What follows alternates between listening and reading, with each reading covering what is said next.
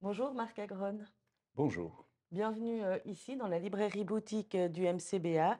Nous allons parler ce matin de votre quatrième roman, La vie des choses, paru en janvier 2024 aux éditions La Veilleuse et qui est donc en lice pour la 11e édition du prix du livre de la ville de Lausanne.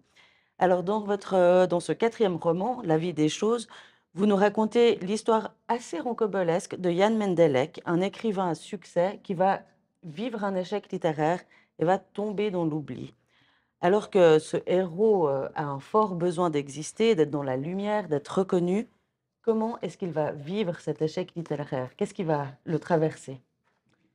Alors, comme toute personne qui a été connue et qui ne l'est plus, je me suis intéressé à savoir ce qui se passe dans la tête de quelqu'un qui doit vivre une vie normale, une vie ordinaire, comme à peu près, disons, la totalité de l'humanité des gens qui nous entourent. Il se trouve que les gens qui sont des stars, hommes politiques, femmes politiques, sportifs, chefs de cuisine aujourd'hui, ce sont des stars aussi, eh bien, lorsqu'ils deviennent extrêmement connus, ne peuvent plus vivre une vie normale à cause d'eux-mêmes et aussi parfois à cause de la société qui jette un regard très lourd sur eux.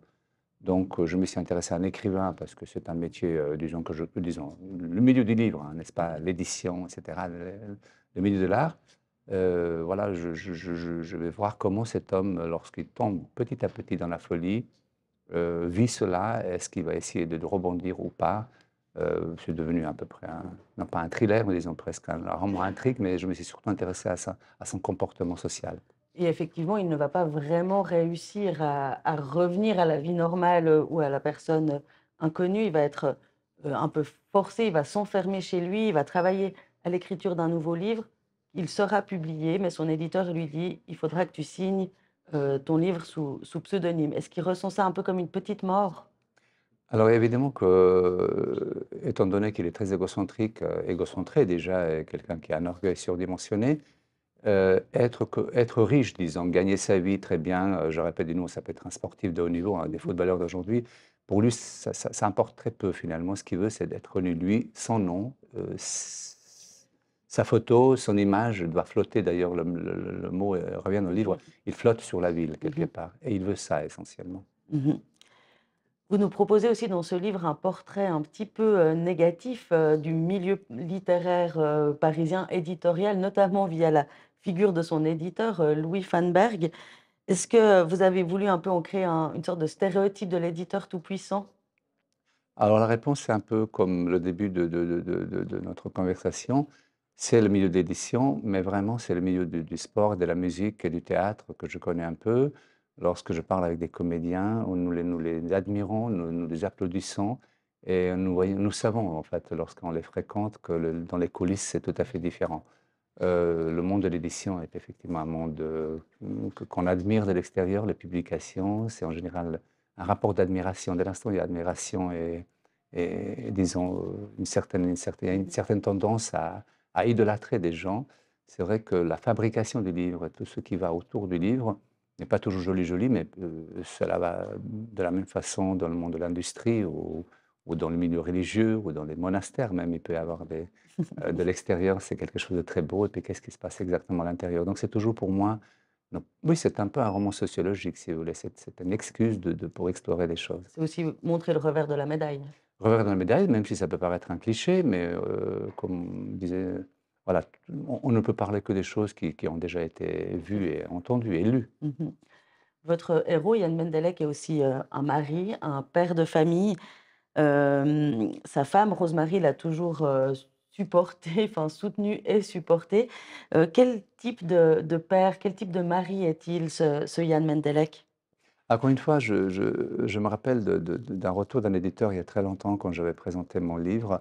Au début, on m'avait dit que le personnage féminin n'est pas tout à fait, disons, suffisamment présent.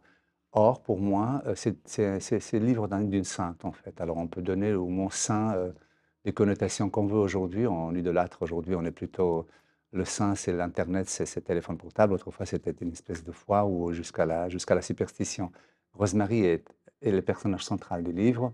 C'est autour d'elle que tout tourne, en Mmh. réalité. Simplement, elle apparaît beaucoup moins, disons, dans les dialogues ou dans les images. Or, le livre commence quasiment avec elle, il finit par elle, Mmh. et elle est un fil conducteur quand même. Donc le personnage principal est un père absent, est un mari absentissime, est un homme qui se souvient de chaque dédicace aux États-Unis ou en Amérique du Sud, etc., mais ne se rappelle pas du prénom de ses deux jumeaux. C'est Mmh. terrible. Mmh. Finalement, c'est aussi un peu une histoire d'amour, ce livre.